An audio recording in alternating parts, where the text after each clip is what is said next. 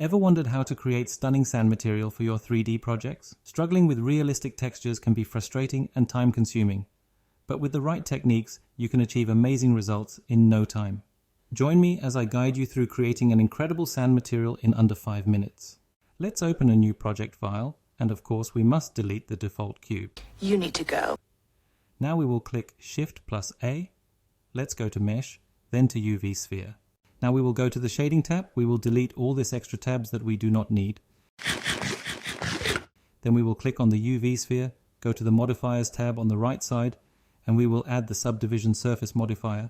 We will change the viewport and the render levels up to 2, and also we will right-click our sphere and click on Shade Smooth.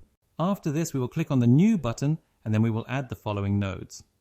1 texture coordinate node, 1 mapping node, 2 noise texture nodes, 1 wave texture node, 2 color ramps, 3 bump nodes, and the principled BSDF. And the material output nodes are created by default, so we do not need to add them. Now that we have everything we would need on top of the table, we've got everything we need right here. We must connect the nodes. This section of the video I like to call it linking with messy cables. First, we connect the texture coordinate object section to the vector of the mapping node, then the vector from mapping to the 3 texture nodes. Let's connect it to the noise node, to the wave node, and to the second noise node. Now we will connect the first noise node to the first color ramp, and the wave texture node to the second color ramp. This is where it begins to get funky. We will connect the second color ramp to the first bump node, connecting the color to the height. And on the exit side, we will connect the normals to the normals of the second bump node. On the second bump node, we will connect the second noise texture from factor to height. And on the exit side, we will connect the normals of this node to the normals of the third bump node. We will connect the colors from the first color ramp to the height of the third bump node. Now we must connect the normals of the third bump node to the normals of the principled BSDF, and also we are going to take the colors of the first color ramp to the principled BSDF base color input. And we are finally done connecting all the nodes together.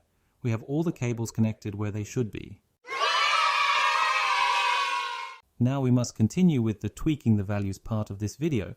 Let's begin changing the mapping node, adjusting the location, rotation, and the scale values to the following.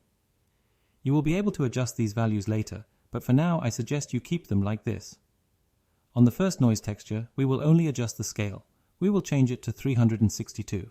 On the wave texture node, we will adjust 3 things: the scale to 1.5, the distortion to -8, and the detail to 3.5. On the second noise texture, we will only adjust the scale to 262. Now, on the first color ramp, we are going to decide the colors of your grains of sand. I find that these colors work well for me. However, if you need or want to use other colors, that is fine too.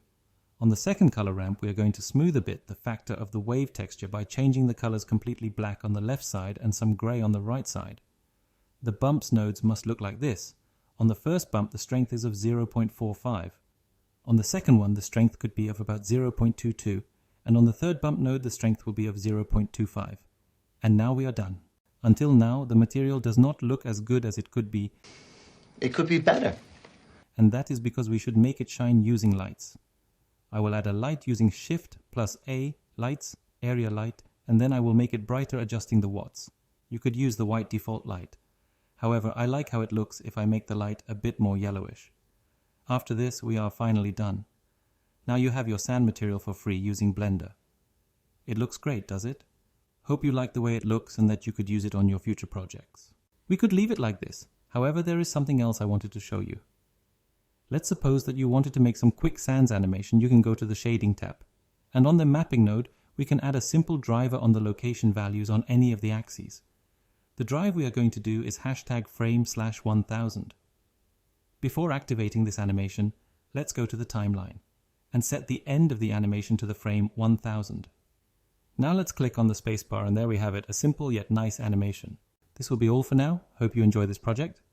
Tell me on the comments what other materials you would like me to make on future videos. Please subscribe and leave me a like. This will help me and this channel a lot.